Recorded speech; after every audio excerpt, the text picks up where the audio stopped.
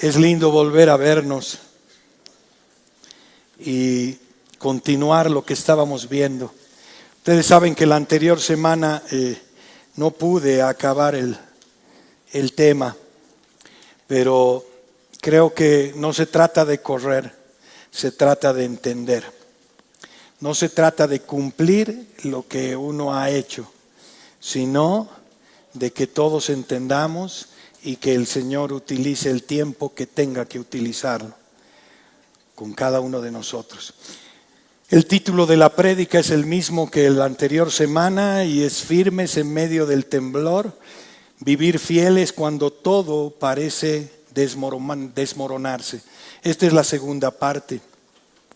Pero vamos a ver, la primera parte hemos visto Marcos del 1 al 8 y hoy día vamos a ver Marcos 13 del 9 al 13. Y vamos a hacer una pequeña introducción para entrar en el tema. Vamos a ver un contexto inmediato para introducir a los versos 9 y 13. Y la pregunta que debe estar en sus mentes mientras vayamos avanzando es cómo deben vivir los discípulos cuando seguir a Jesús tiene un costo personal alto. Y después vamos a hacer una conclusión y una aplicación final. Veamos la introducción. Y en el panorama de Marcos, en los capítulos del 1 al 12, hemos visto el Evangelio de Marcos presenta a Jesús como Hijo de Dios con autoridad, que avanza decididamente hacia la cruz. De Marcos capítulo 1 al 8, básicamente se ha respondido la pregunta: ¿quién es Jesús? Jesús predica el reino con poder, expulsa demonios, sana enfermedades y confronta la falsa religiosidad. Confesión clave en Marcos 8:29, cuando Pedro le dice: tú eres el Cristo, tú eres el Mesías, tú eres el ungido. De Marcos capítulo 8 al 10 responde una pregunta: ¿qué tipo de Mesías es? Jesús anuncia su muerte 3 veces, enseña que el camino del reino es sufrimiento antes que gloria. El discípulo verdadero implica negarse a sí mismo, ¿sí?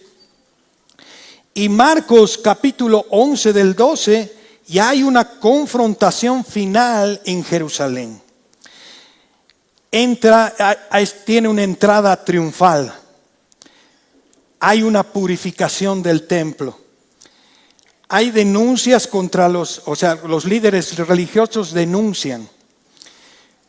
Hay parábolas sobre el juicio que va a venir y que todos sabemos que va a venir y que ya vino en parte. Jesús deja claro que el sistema religioso ha sido hallado culpable. El contexto inmediato que vamos a ver hoy, porque vamos a ver del 9 al 13, el contexto inmediato de lo que hemos visto del 1 al 8, lo vamos a ir desglosando para entrar en el tema. Primero, es la continuidad directa de Marcos 13 del 1 al 8. Marcos 13 de 9 al 13 no inicia un tema nuevo, hermanos, está hablando de lo mismo. Profundiza y personaliza lo que Jesús ya estableció en los versos del 1 al 8. En los versos del 1 al 8, Jesús habló de la caída de las seguridades humanas. ¿Qué hemos dicho? El templo. El templo iba a ser destruido. Era una seguridad humana. De eso les habla. El engaño religioso, la crisis mundial, guerras, terremotos, hambre. El sufrimiento como parte del plan de Dios, principio de dolores. ¿Sí? ¿Se acuerdan?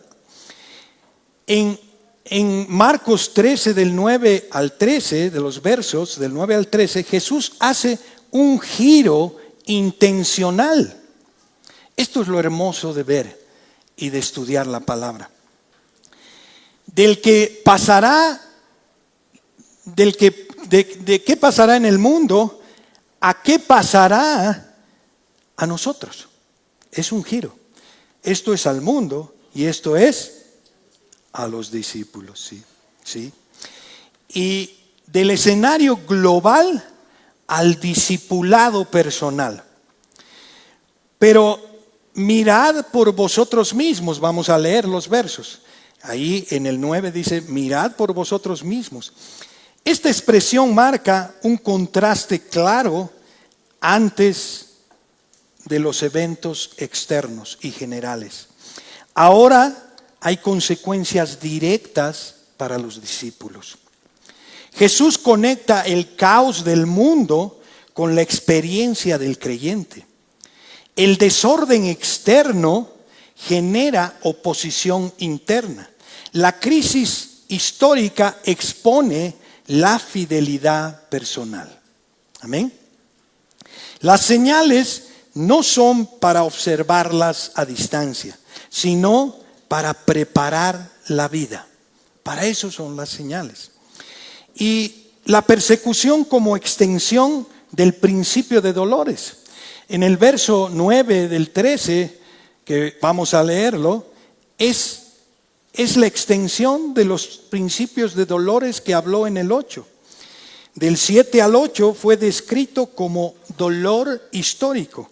Ahora se concentra como dolor personal.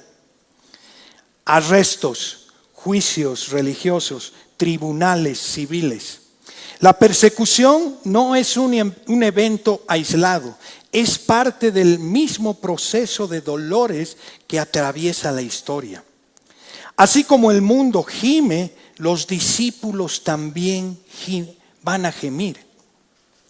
Del engaño externo a la fidelidad interna. Eso es lo que vamos a ver hoy. El 13 del 5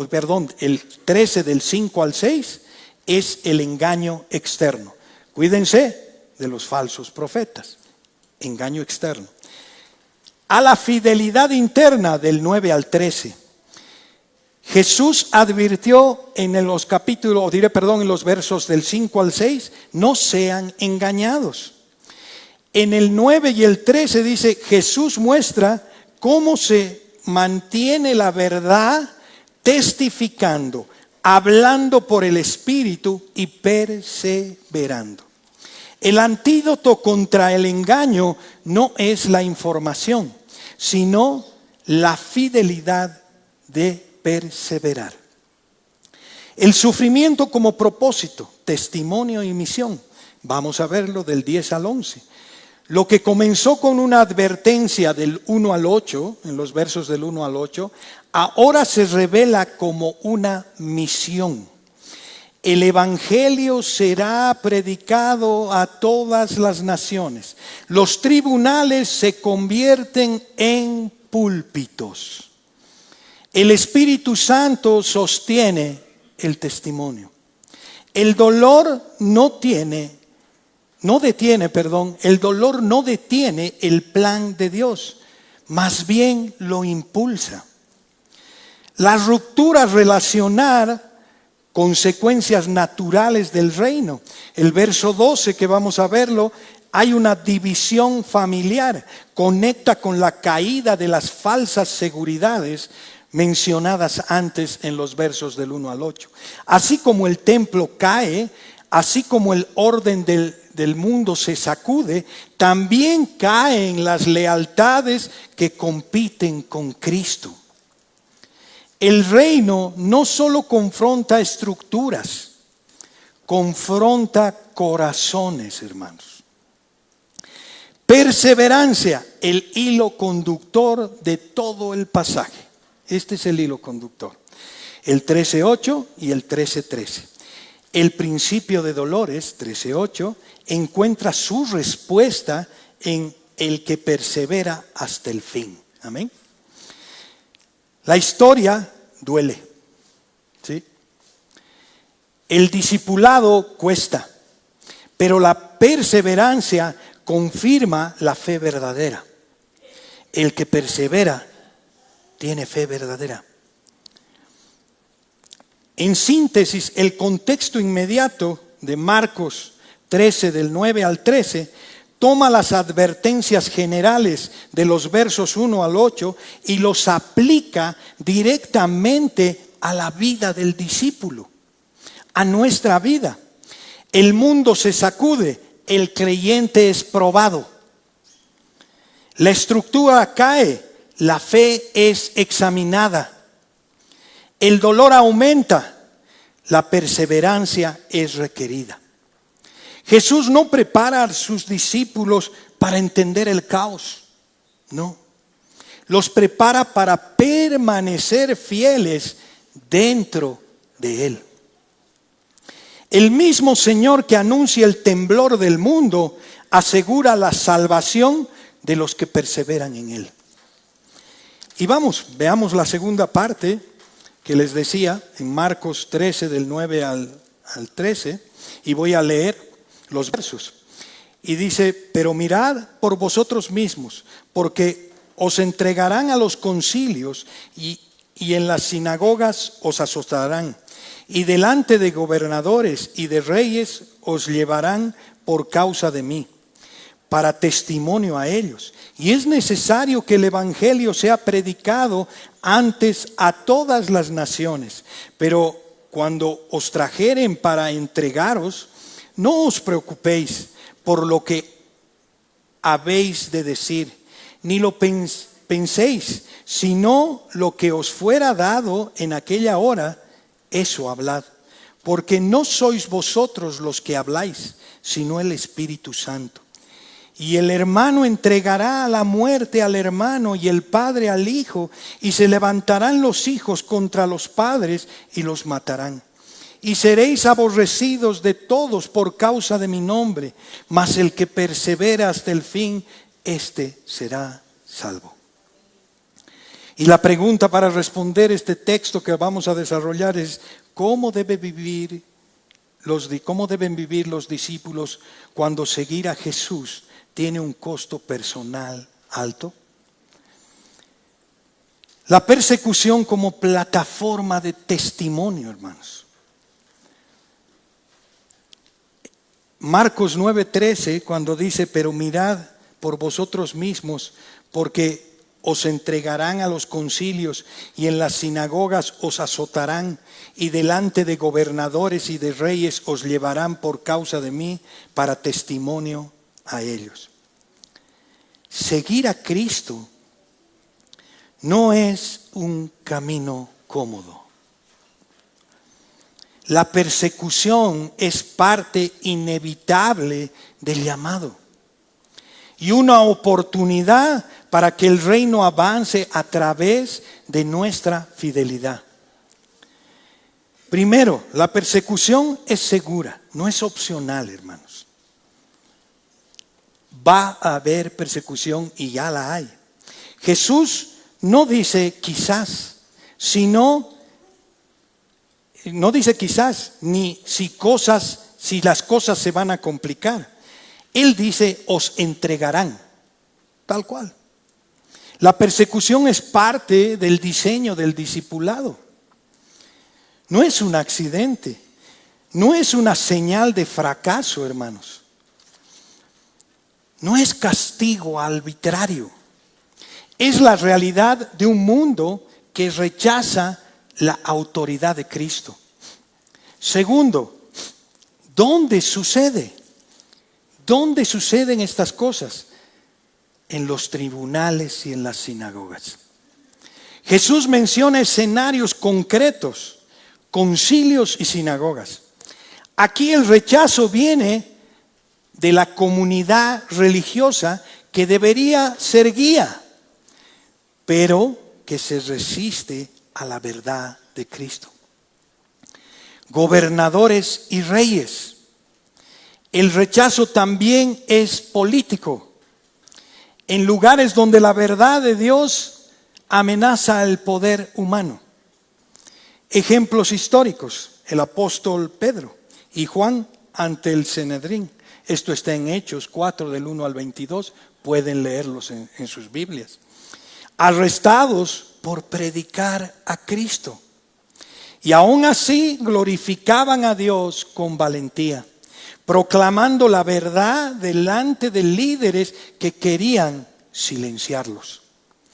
Pablo y Silas es otro ejemplo, encarcelados en Filipos. Esto está en Hechos 16, del 16 al 40.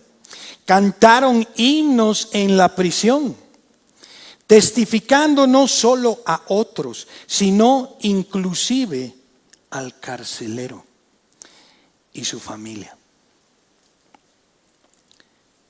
La persecución no es castigo, no es abandono, sino una plataforma. Eso es la persecución. Como estoy acá, estoy predicando la palabra de Dios. Esto es una plataforma. La persecución es una plataforma. Jesús refiere el sufrimiento. La malinterpretación común y la realidad bíblica. Sufro. Cuando sufro, digo que es igual que Dios me abandonó. Eso es una malinterpretación común. La realidad bíblica es: sufro es igual a que Dios me usa. ¿Para qué? Para testificar. Malinterpretación común: sufro es un fracaso espiritual. Hermanos, muchas veces nosotros tenemos vergüenza de decir: ¿cómo estás? Todo bien. No, hermano, estoy destrozado. No es fracaso. Es una lucha diaria. Tenemos que ser honestos. Sufro es igual, bíblicamente, es porque el reino de Dios está avanzando en mí y en el resto. Malinterpretación común: la vida se vuelve imposible. La realidad bíblica: la fe se vuelve visible y se potencia. Amén. Eso es lo que ocurre. Y hay un ejemplo contemporáneo, y voy a tratar de hacerlo rápido. Si me puedes poner la lista, el mapa de la lista mundial de la persecución, porque a veces pensamos que, bueno, en Sudamérica no hay persecución, y aquí lo van a ver. Aquí hay 50 países donde los cristianos son más perseguidos. Son 50 países, y ahí van a ver el mapa cuando lo ponga, y ahí van a ver que Sudamérica no lo está. Entonces nosotros pensamos que no estamos siendo perseguidos y nos estamos adormeciendo en las iglesias. Ahí está, y ven Sudamérica ahí abajo. Ahí está Bolivia, ahí está Brasil, ahí está Chile. No hay persecución. No lo hay. Y por eso estamos tan cómodos. En realidad hay dos niveles en este mapa. Hay persecución extrema y persecución severa. No lo ven por los colores. Pero ahí es donde tenemos que entrar. Y si me puedes poner el PowerPoint. El PowerPoint, ahí vamos a poder ver los 50 países donde, en realidad los 14 países donde la persecución es extrema. Corea del Norte, Somalia, Yemen, Sudán, Eritrea, Siria, Nigeria, Pakistán, Libia, Irán, Afganistán, India, Arabia Saudita, Myanmar, Malí. Malí estaba nuestro misionero que salió. Mario. Ahí está la persecución durísima. Y si vamos un poquito más adelante de esta lista mundial de la persecución, vamos a poder ver, cuando vamos a la página 5, decimos que más de 388 millones de cristianos en todo el mundo son perseguidos o discriminados a causa de Jesús. 388 millones.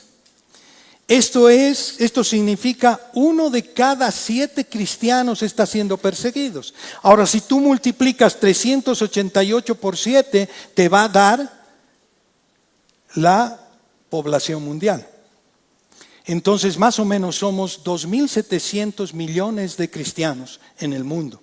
Y de esos 2.700 millones de cristianos en el mundo, 388 millones de cristianos están siendo perseguidos. 1 de cada 7. Hermanos, en Sudamérica no sucede esto. Y no estamos viendo. Y no distinguimos que la clave de la división es Cristo. No se puede mencionar el nombre de Jesús en los lugares de persecución. Y aquí muchas veces nosotros estamos cómodos, pensando en 10,000 cosas, peleándonos entre nosotros, inconscientes de esto. Oramos por ellos, oramos por este pueblo perseguido. Hermanos, cristianos asesinados. El último año, 4.849 cristianos asesinados por causa de su fe. Víctimas de cristianos que han sufrido violencia sexual en el matrimonio o un matrimonio forzado. El último año, 5.202. Violencia física, psicológica, incluyendo amenaza de muerte. El último año, 67.843. Cristianos encarcelados, condenados o detenidos sin juicio. El último año, 4.712. Y miren lo que en Corea del Norte, donde la persecución es realmente grave y es el primer país donde la persecución está tremenda. Miren lo que dicen: cuando nos reunimos en lugares aislados, alabamos al Señor. Compartimos nuestras luchas y victorias. Oramos juntas y nos sumergimos en la palabra de Dios. ¿Dónde se sumergen? En la palabra de Dios. No hay otro lugar.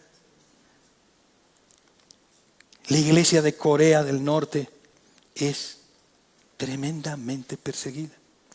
La fe perseguida, no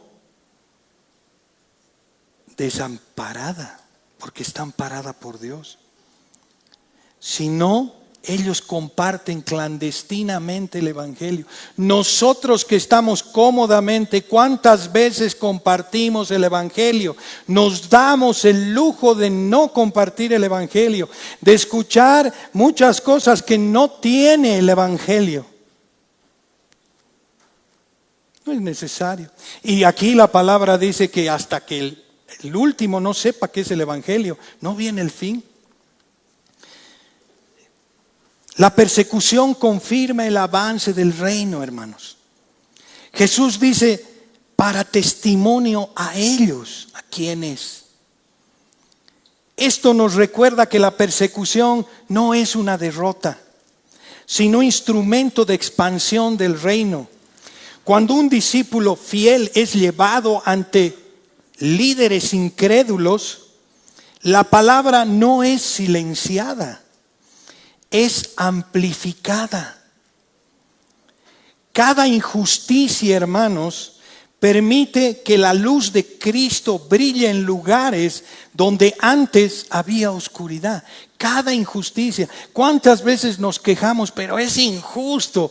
Es una oportunidad para mostrar la luz del mundo, la luz del Cristo. Es una oportunidad. No podemos callarla. Y un ejemplo práctico es el martirio de muchos cristianos en la historia. Cada muerte inspiró a cientos para creer hacia adelante en ese Dios, en Cristo. La fe creció incluso en la persecución. ¿Cómo sería Roma, no?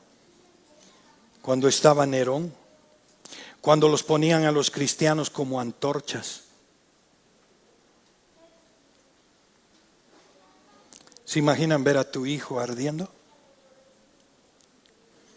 Pero el evangelio avanzó, testificó, vidas fieles. Y aquí hay una aplicación directa al corazón de nosotros. Y la pregunta es, cuando la fe te cuesta amistades, prestigio o comodidad, ¿me voy a rendir o voy a testificar? ¿Qué hago? Cuando otros te hagan ver en ridículo por la fe que tienes en Cristo, ¿será tu silencio o tu valentía cuando hables? Si enfrentas tribunales o autoridades que rechazan la verdad, ¿permites que tu vida sea plataforma de testimonio? ¿O te defiendes igual que en el mundo? ¿Dónde acudes? ¿O haces lo mismo que el mundo? Tenemos que preguntarnos, hermanos. No es teoría, hermanos. Lo que pasa es que lo hemos leído tanto que sabemos, pero no vivimos. Dios puede ser usado en nuestras dificultades, en nuestro rechazo, en nuestro sufrimiento, para que su reino avance. Seguir a Cristo es vivir con ojos abiertos, hermanos. La persecución llegó, ya llegó, pero no es señal de abandono. No nos ha abandonado. Es la oportunidad más clara de testificar a Cristo. Donde el mundo quiere callar, Dios quiere usar tu voz, mi voz. Donde otros quieren destruir tu fe, Dios quiere demostrar su poder. La pregunta que nos va a confrontar a cada uno de nosotros es: ¿seré un discípulo silencioso o una luz que brilla incluso bajo la persecución? El evangelio antes del fin, dice acá en Marcos 13:10, y es necesario que el evangelio sea predicado antes a todas las naciones, dice. El versículo 10 nos está dando: la misión no se detiene, se intensifica. Cada día se intensifica. Antes de que llegue el fin, Dios llama a la iglesia no a esconderse, sino a proclamar. El evangelio avanza precisamente en medio del conflicto. Es necesario, dice estos versos. La misión no es opcional, no es si quieres hazlo, no. Jesús usa una expresión contundente: es necesario. No dice sería bueno, si las condiciones me permiten, porque cuántas veces dice, no era el tiempo, no. Dejamos pasar tantas. Cuando sea seguro, no, si hablaba allí, me hubieran golpeado. ¿Qué dice? Dice, es necesario. Por eso vamos a ser rechazados. La predicación del evangelio no depende de circunstancias favorables, sino del decreto soberano de Dios. La persecución no cancela la misión, la confirma. El orden de Jesús es claro. Primero el evangelio, luego el fin. Jesús establece una prioridad innegociable. Antes del juicio final, antes del cierre de la historia, antes del regreso glorioso, el Evangelio debe ser anunciado a todas las naciones.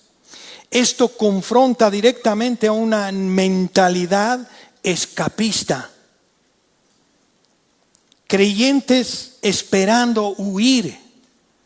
Iglesias encerradas en sí mismos. Fe concentrada solo en sobrevivir. Jesús no prepara a la iglesia para huir del mundo. La prepara para testificar al mundo. ¿Quién va a testificar si no somos nosotros? Y dice a todas las naciones, un evangelio sin fronteras. Naciones no se refiere solo a países, sino a pueblos, culturas, etnias, lenguas. El evangelio no pertenece a una cultura, ni a una región, ni a una denominación. No. Dios no está formando un grupo cómodo, hermanos. Está llamando a un pueblo misionero. Mientras algunos discuten señales que están viendo, Dios sigue llamando a los perdidos. Una verdad que nos va a incomodar es que Dios usa y nos incomoda el sufrimiento para expandir el evangelio. Es innegable. No podemos creer a los pseudos pastores que dicen, Dios tiene un plan maravilloso para tu vida y todo es bueno. ¿Se va a resolver tu problema? No se va a resolver tu problema. Es probable que tu problema se ahonde más, porque Él quiere que tú te sostengas de Él, para que Él te sostenga y tú testifiques de Él en medio de esa tormenta. Históricamente la persecución disparó a la iglesia, hermanos. ¿Por qué pensamos hoy que es distinto? La oposición abrió nuevas regiones para llevar el evangelio. El dolor empujó al testimonio. Jesús no dice que el evangelio avanzará a pesar del sufrimiento, sino que avanzará en medio del sufrimiento. El reino no avanza solo con libertad, también avanza con fidelidad bajo presión. Y aquí hay una confrontación directa a la iglesia actual. Hoy el peligro no es solo la persecución, sino la indiferencia misionera que tienen las iglesias. Muchos esperan el fin. Ya viene Cristo, ya viene el fin. Pero no anuncian a Cristo, hermanos. Hablan de profecía. Hoy día se habla en todo lado de profecía. Pero callan el evangelio. No me avergüenzo del evangelio porque es poder de Dios para todo aquel que cree. No se puede amar la venida de Cristo y despreciar la misión de Cristo. No puedes amar su venida si no estás predicando el evangelio. Esperar el fin sin anunciar el evangelio es una desobediencia espiritual. Y la aplicación personal y para la iglesia, cada creyente, cada uno de nosotros debemos preguntarnos, ¿estoy proclamando o estoy esperando? ¿Me preparo para hablar o para esconderme? ¿Mi fe se expresa en testimonio o en comodidad? La iglesia que entiende Marcos capítulo 13 no se paraliza por el miedo. se moviliza por la misión. Ve y predica. Antes de que el mundo termine, Dios sigue llamando. Antes del juicio hay misericordia proclamada. Antes del fin hay una misión que cumplir, hermanos. Amén. El fin vendrá. 100% se los firmo, porque dice su palabra. Pero mientras tanto, el Evangelio no puede callar. No puede callar. Nuestra vida es un evangelio. El Espíritu sostiene el testimonio. El verso 11 es clave, hermoso. Pero cuando os entreguen,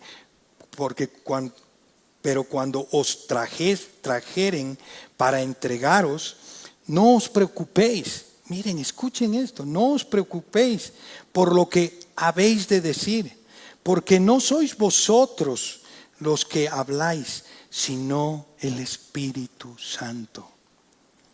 Jesús no promete escapatoria, promete asistencia divina. Aquí confronta directamente al instinto humano de sobrevivir, autopreservación. Ese es nuestro instinto. Miedo a equivocarme, miedo a perder, miedo a hablar. El llamado no es a proteger la vida, no, sino a honrar a Cristo con la vida.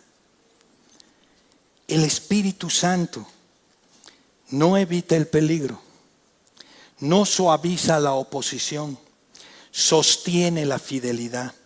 La valentía cristiana no nace de la preparación humana, hermanos, sino de la dependencia del Espíritu Santo. Esta afirmación confronta directamente una mentalidad arraigada incluso dentro de la iglesia. La idea de que el verdadero hombre, el verdadero creyente, se forma probándose a sí mismos, demostrando fuerza, resistencia y superioridad. La Biblia contradice esta lógica totalmente, desde el principio al fin. Primero, la confusión moderna, hombría, dice que es igual a autosuficiencia. Hoy se promueve una imagen de un hombre fuerte. Eso es lo que predica un hombre fuerte, basado en resistencia física extrema, dominio emocional, control absoluto, capacidad de soportarlo todo. Movimientos llamados como, no sé si alguno han visto y ahora está fuerte porque va a salir en Santa Cruz, los legendarios u otros similares, exaltan la prueba física como forjadora del carácter, el dolor como validación de identidad, la autosuperación como fuente de valor. El mensaje implícito claro en estos movimientos dice: vales si demuestras fuerza por ti mismo. El mensaje no es bíblico, aunque le pongan nombre de Jesús. Es profundamente antropocéntrico, centrado en el hombre. La Biblia no forma hombres autosuficientes, hermanos. Forma hombres dependientes de Dios. La Escritura jamás presenta la hombría como independencia de Dios, no, sino como sumisión a Él. Yo me someto a Él. Ejemplos claros: Moisés no fue elegido por su fuerza, sino a pesar de su debilidad. Él mismo dijo: ¿quién soy yo? Y Dios respondió: yo estaré contigo. Gedeón se sentía el más pequeño y débil. Dios redujo su ejército para que nadie se gloríe en su propia fuerza. David no venció a Goliat por entrenamiento militar, hermanos, sino por confianza absoluta en Dios. Rechazó las armaduras de Saúl porque representaba confianza humana. En todos los casos, Dios quita al hombre cualquier motivo de jactancia. Jesús está redefiniendo la valentía de una manera radical. Cristo nunca entrenó a sus discípulos con pruebas físicas para endurecerlos. Los formó, ¿cómo? En oración, dependencia, obediencia y rendición.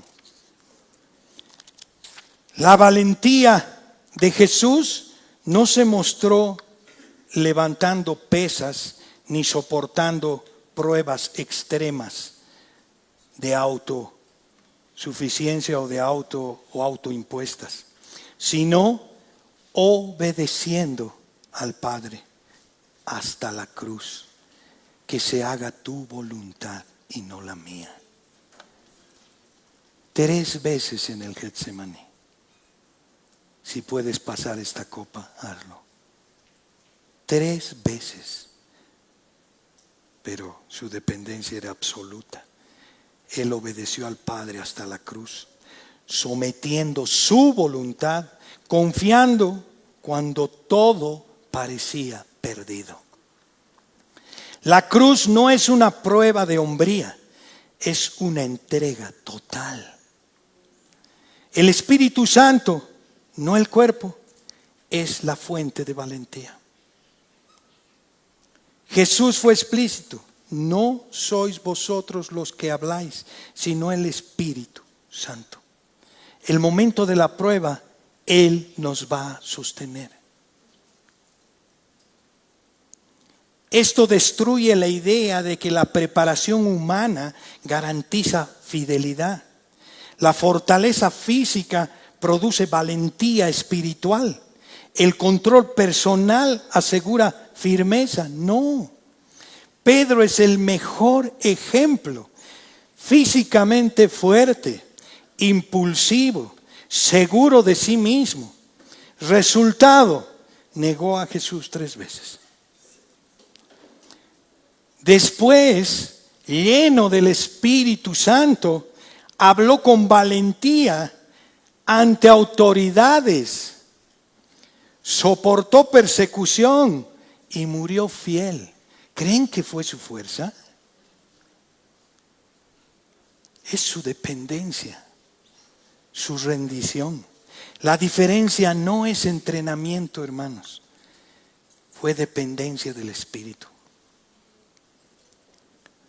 El peligro espiritual de exaltar la fuerza humana, cuando se glorifica la autosuperación, se minimiza la gracia, se exalta el ego, se desplaza la cruz. Este tipo de formación produce orgullo espiritual. Hombres que confían en sí mismos se basan en el rendimiento. Te vas a preparar para la prueba, para que resistas. No. Prepárate de rodillas en rendición, en tu comunión, en tu día a día. Allí es donde está la preparación. La Biblia es clara. Maldito el hombre que confía en el hombre. Esto está en Jeremías 17:5. Y miren el contraste en 2 Corintios 12:10. Cuando soy débil, entonces soy fuerte. La verdadera hombría bíblica, la hombría bíblica no se demuestra soportando dolor innecesario, sino obedeciendo a Dios cuando cuesta. Y eso es tremendo. Si me amas, me obedeces. amando cuando no conviene, perseverando cuando no hay aplausos, reconociendo nuestra propia debilidad. El hombre bíblico no se prueba a sí mismo, se rinde a Dios. Y aquí hay una confrontación para cada uno de nuestros corazones. La pregunta no es ¿cuánto puedes soportar? ¿Cuánto aguantas? ¿Qué tan fuerte eres? La pregunta bíblica es ¿de quién dependes? ¿En quién confías? ¿Quién recibe la gloria? La valentía que transforma al mundo no nace del músculo, nace del espíritu. No del esfuerzo humano, sino de la gracia divina. Dios no está formando hombres legendarios, está formando hombres rendidos. El versículo 12 dice, el Evangelio divide donde antes unía. El hermano entregará a la muerte al hermano y el padre al hijo. Y se levantarán los hijos contra los padres y los matarán. Jesús no está romantizando el discipulado, hermanos. No te está diciendo, todo se va a solucionar. El Evangelio no solo transforma corazones, también confronta lealtades. Cuando Cristo es Señor de nuestra vida, la familia ya no es el bien supremo. La tradición ya no manda.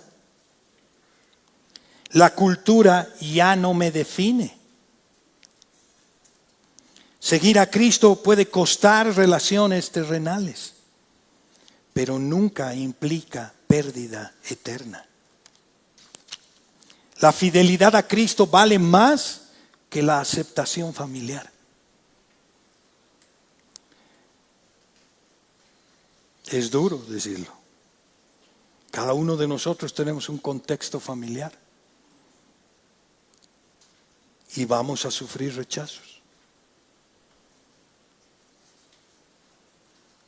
¿Qué vas a hacer? ¿Vas a volverte amoroso o vas a seguir con la verdad? Aunque confronte. El versículo 13 dice perseverancia, la marca de la fe verdadera. Y seréis aborrecidos, dice, no tal vez, seréis aborrecidos por todos por causa de mi nombre. ¿Qué dice nombre? De mi nombre, de Jesús. Cuando tú menciones todo lo que Él hace, vas a ser aborrecido. Mas el que persevera hasta el fin, ese será salvo. Jesús no dice el que comienza bien, el que confiese una vez, el que tenga emoción, no. Él dice el que persevere. Esto no enseña salvación por obras, hermanos, sino una verdad clara. La fe genuina permanece. El que esté en la fe va a permanecer. El que no esté en la fe no va a permanecer. La perseverancia no compra la salvación, es la evidencia de la salvación. Esta frase resume una verdad central del Evangelio que debe ser afirmada con claridad, porque cuando se distorsiona produce legalismo o falsa seguridad. La Biblia evita ambos extremos. Y primero, la salvación es un regalo, no una recompensa. La Escritura es contundente en Efesios 2 del 8 al 9, porque por gracia sois salvos por medio de la fe, y esto no de vosotros, pues es don de Dios, no por obras para que nadie se gloríe. La salvación no se gana, hermanos. no se mantiene por un esfuerzo humano, no se asegura por rendimiento espiritual. Si la perseverancia se comprara, entonces la salvación también. Entonces Cristo no sería suficiente. La cruz no necesita ser completada por nuestra constancia, hermanos. No. Entonces, ¿por qué Jesús, y es una pregunta válida, por qué Jesús exige perseverancia? Jesús dijo: el que persevera hasta el fin, este será salvo. Esto no contradice la gracia, hermanos, la está confirmando. La perseverancia no es la causa de la salvación, es la consecuencia inevitable de una fe viva. Es un resultado. Donde hay fe verdadera, hay perseverancia. La fe que salva es una fe que permanece. La Biblia distingue entre la fe intelectual, saber cosas de Dios, fe emocional, sentir cerca a Dios, y la fe salvadora, confirma y uno se rinde a Cristo. Jesús habla de semillas que brotan y luego se secan. No faltó semilla, hermanos, faltó raíz. La raíz no se ve al inicio, pero se manifiesta en el tiempo. La perseverancia es la evidencia de una raíz real. Judas y Pedro, ese es un ejemplo. Ambos caminaron con Jesús, ambos fallaron, ambos pecaron gravemente. La diferencia, Judas abandonó. Pedro perseveró en arrepentimiento. Pedro no fue salvo porque perseveró, no. Perseveró porque había sido alcanzado por la gracia. Por eso perseveró. Perseverar no es no caer, es no abandonar, hermanos. Perseverancia bíblica no significa perfección, ausencia de lucha, vida sin dudas. Significa volver a Cristo. No soltar la fe en lo que Él ha hecho. Seguir confiado aunque me duela. El creyente verdadero puede tropezar, pero no puede vivir lejos de Cristo. No podemos. El verdadero no puede. No hay cristianos carnales, hermano. Ese nunca fue. Si sigue en el mundo, ese nunca fue. O eres o no eres. Blanco o negro. No hay medias tintas. Y hay un error peligroso. Una vez salvo, da igual cómo viva. Muchos viven así. Esta enseñanza produce cristianos sin fruto, sin lucha y sin arrepentimiento. Yo creo que no son cristianos. Mal dicho que lo ponga cristianos. Porque si no hay fruto, no hay nada. No había raíces. La escritura es clara. La fe sin obras está muerta. Y no es por salvación, sino que es una evidencia de mi fe. El árbol se conoce por su fruto. Por sus frutos los conoceréis. Los que son de Cristo permanecen en Él. No perseveramos para ser salvos, hermanos. Perseveramos porque ya hemos sido salvos. Y algo para nuestro corazón que nos confronta directamente es la pregunta correcta, no es ¿fui salvo alguna vez? La pregunta bíblica y correcta es ¿estoy permaneciendo en Cristo? Ahí está la respuesta. No decir, ya soy salvo. No, estoy permaneciendo en mi día a día en Cristo. ¿Estoy obedeciendo o no? ¿Estoy peleando conmigo mismo? ¿Estoy menguando o no? Son los frutos. No desde el miedo, sino desde la honestidad espiritual. Nuestra seguridad no está en nuestra fuerza. Nuestra seguridad no está en nuestra constancia. Nuestra seguridad no está en nuestra disciplina. Está, como dice Filipenses 1:6, el que comenzó en nosotros la buena obra, la va a perfeccionar. Ahí está nuestra seguridad. La perseverancia no nos sostiene. Dios nos sostiene para perseverar. Al revés. Como conclusión, podemos decir que la perseverancia no compra la salvación, la revela. No la produce, la manifiesta. No la garantiza, la evidencia. La fe que Dios da, Dios la guarda. Y Dios la lleva hasta el fin. Él es el que hace la obra. Y aquí hay una advertencia directa para cada uno de nosotros, es decir, que muchos piensan y dicen, creo en Jesús. El 95% dice creer en Jesús. No es suficiente si ocultamos nuestra fe por comodidad. No es suficiente si guardamos silencio cuando otros sufren. Si estamos viviendo nuestro mundo y no viendo que hay un mundo cristiano que está siendo perseguido. Es la iglesia de Cristo quien está siendo perseguida. Y nuestra indiferencia a veces es total.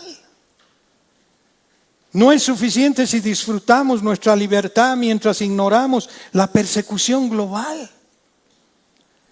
Un cristianismo cómodo no es el cristianismo que está hablando Marcos en este capítulo 13.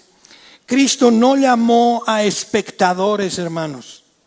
Llamó a testigos fieles. Y aquí hay un llamado final. Jesús no prometió aceptación, prometió su presencia. No prometió seguridad terrenal. Todo te va a ir bien en este mundo. No, prometió salvación eterna. La fe que no resiste oposición no es fe bíblica, hermanos. La fe que persevera glorifica a Dios, a Cristo. Cuando seguir a Cristo cuesta todo, hermanos, descubrimos que Cristo vale todo.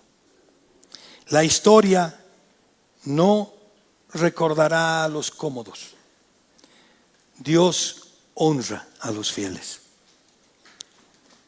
Marcos 13 no es un capítulo para llenarnos de miedo, sino para producir firmeza.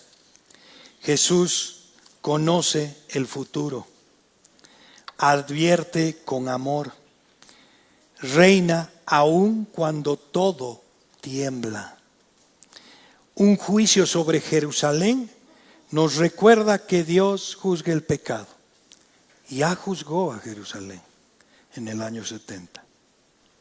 Eso nos recuerda que Él va a venir a juzgar. El juicio final nos recuerda que Cristo va a volver a juzgar. La pregunta no es ¿cuándo?, sino ¿cómo estás viviendo? Confiar en la soberanía de Cristo. Eso nos llama. Esa es una aplicación final. Aun cuando no entendamos todo. Aferrarnos a su palabra y no interpretaciones humanas. Dejemos las interpretaciones humanas.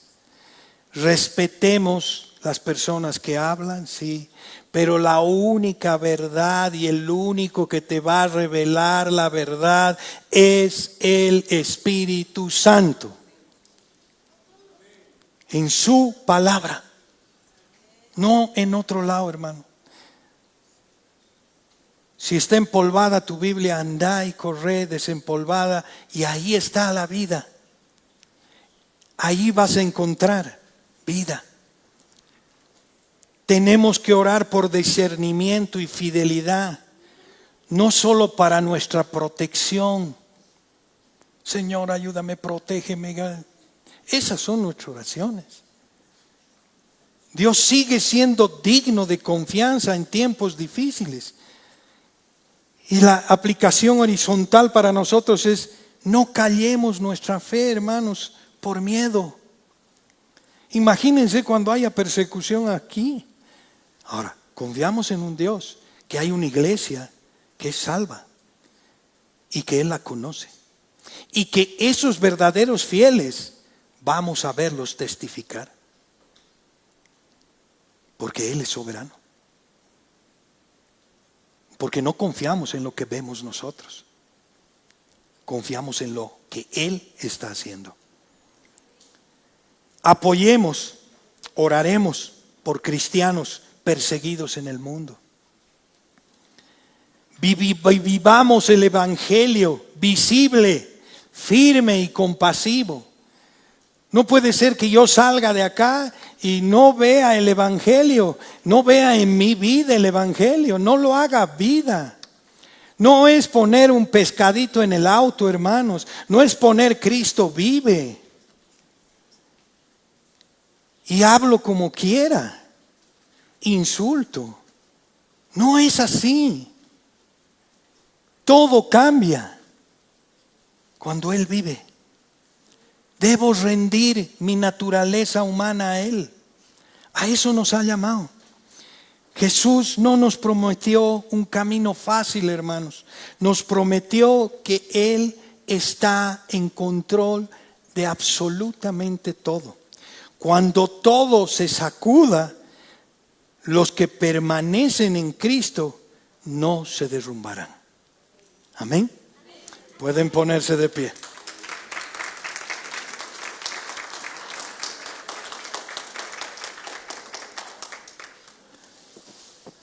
Señor,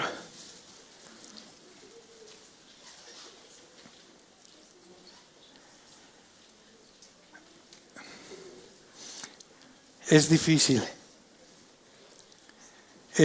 hablar, porque tú nos confrontas con tu palabra, realmente desmenuzas nuestras vidas, destruyes todo lo que algún día hemos construido en arena. ¿Cuántas veces como varones hemos querido demostrar que somos fuertes para que nuestros hijos o nuestra esposa nos vean fuertes? Perdón, Señor. Donde debería rendirme es a ti, Señor. Ahí está la fortaleza, Señor, en mi debilidad. Cuando reconozco que te necesito, Señor. Cuando reconozco que no puedo vivir sin tu palabra. Desmenúzanos, Señor. Líbranos, Señor, de nuestros pecados ocultos. Mi corazón es el más perverso, Señor. ¿Quién lo conocerá? Solo tú, Señor. No nos distraigamos, Señor, con lo que está pasando en el mundo, Señor. Más bien, comencemos a mirarte a ti. No caigamos, Señor, cuando veamos todo el caos que hay en nuestras casas, Señor. Cuando haya salido algo de mi control, Señor, es que tú me estás mostrando algo, Señor. Tú quieres que dependa de ti, no de mí. Pero ayúdanos, Señor, ayúdame. Ayúdame, Padre, que en este camino religioso, puedo llamarlo, cuando pienso que ya estoy bien, peligro, Señor. Nunca voy a estar bien. Sosténme, Señor. Sosténnos. En ti está la fortaleza. En ti, Señor. Que tu evangelio sea predicado a través de nuestras vidas, a tiempo y a destiempo, Señor. Ponnos tus palabras, Señor. Danos tu valentía, Señor, a hablar la verdad, a ser diferentes, a ser embajadores tuyos, Señor. Qué privilegio que nos has dado, Señor. Ser luz en medio de las tinieblas. No quiero apagar esa luz, Señor. Que mi humanidad no la apague nunca, Señor. Quiero menguar para que tú crezcas, Señor. Sé tú en mí, Señor. Ayúdame, Señor. Ayuda a mi incredulidad, Señor. Muchas veces soy incrédulo. ¿Cuántas veces, Señor, no te creo? Perdón. Perdón. Perdón, Señor. Contra ti peco, Señor. Gracias, Padre, por este día. Gracias por tu bendita palabra. Gracias porque puedo verte. Eres un Dios vivo, no muerto, Señor. Gracias, Señor. No tengo otra palabra, Señor. Solo gracias. Sé que es poco, Señor, al ver tu obra en la cruz, Señor, al ver lo que has pasado, a lo que hemos elegido, Señor, a Barrabás y no a ti, Señor. Qué glorioso intercambio has hecho, Señor. El justo por el injusto.